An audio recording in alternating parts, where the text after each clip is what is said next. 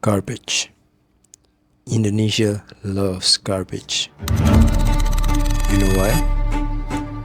Because everywhere you go, you'll see garbage everywhere in Indonesia. Jangan-jangan Pandawara yang salah. Akhir-akhir ini, Pandawara telah melakukan banyak hal baik. Tapi, apa hasilnya? Sampah di sungai sudah tidak tertolong lagi. Sekarang, wisata Embung Tambakboyo tidak seindah yang terlihat di Google Review. Tidak hanya itu, di 68 sungai lain di Indonesia telah tercemar limbah mikroplastik. 2026, Tambakboyo sangat tercemar. Air tak lagi bersih dan bisa digunakan beraktivitas. Kami memilih lokasi Tambakboyo atas keprihatinan kami terhadap destinasi wisata yang tak lagi menarik. Tambakboyo memang ada petugas kebersihannya sih, tapi kok tetap saja sampahnya di mana-mana. Bukannya membenahi masalah di hulu, justru malah menambah fasilitas yang tidak perlu. Sebagai sesama warga yang peduli terhadap ciptaan Tuhan, kami datang untuk membersihkan sampah dan belajar mengelola sampah dengan para pengelola TPSM Sambelegilor. Para pengelola ini memang masyarakat kecil, tetapi dampaknya yang kami rasakan justru lebih besar daripada proyek-proyek besar pemerintah. Kami tiba di Tambakboyo dengan hanya modal nekat dan bermodalkan sebuah kantong plastik sampah, lalu tekad untuk menjadi Pandawara selanjutnya. Sebelum kami melakukan service learning ini, kami telah mengobservasi tempat ini untuk mencari akar masalah di lokasi ini. Waktu itu juga, teman kami Erik sampai rela masuk ke daerah perairan hanya untuk memastikan apakah aman untuk ditelusuri.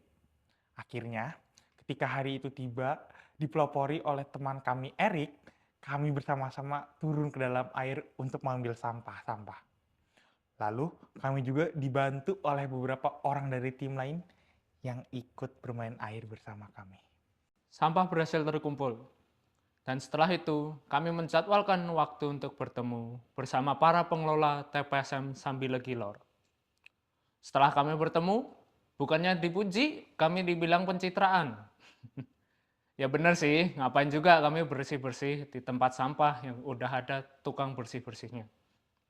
Bodohnya lagi, kami kira kami sudah jadi pindiwiri. Ternyata kami cuma jadi figur pejabat. Di satu sisi, kami merasa senang karena kami berhasil melakukan service learning ini. Tapi di sisi lain, kami juga merasa gagal karena apa yang kami lakukan hanya omong kosong.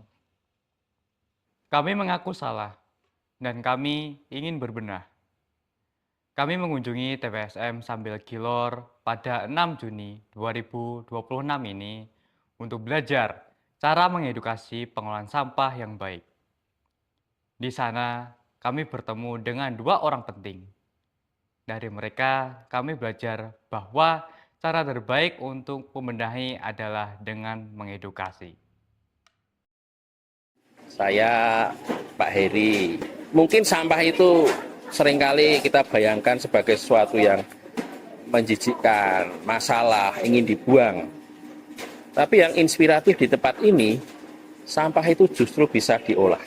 Saya terkesan dengan orang-orang baik yang ada di sini, orang-orang yang dengan niat yang tulus untuk melakukan hal-hal yang positif.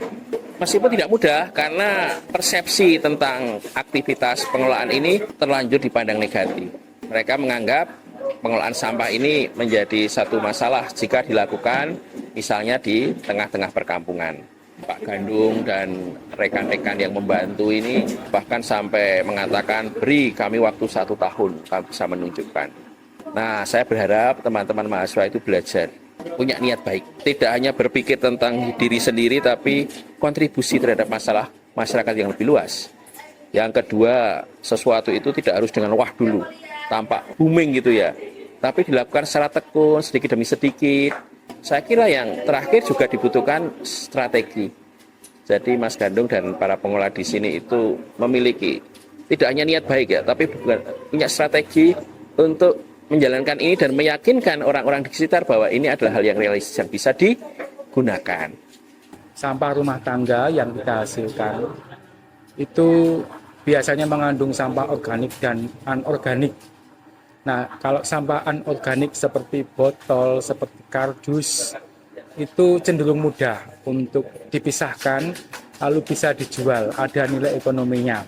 Tapi kalau sampah organik seperti sisa daun, sisa makanan, itu kadang-kadang tidak bisa dijual atau dinaikkan nilainya. Nah, sampah organik itu juga menjadi penyumbang terkait dengan dampak lingkungan.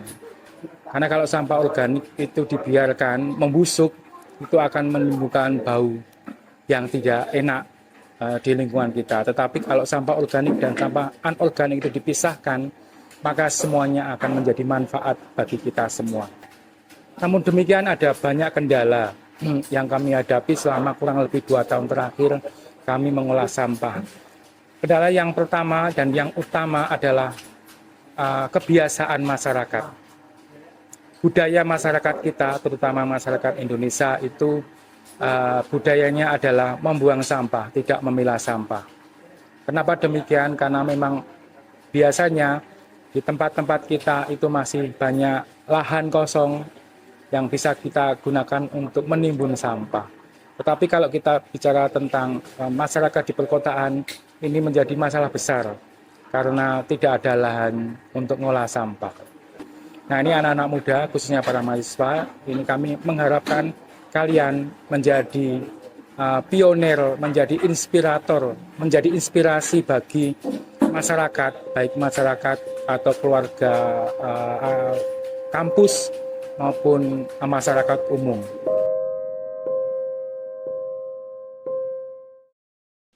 Alone I can do little things.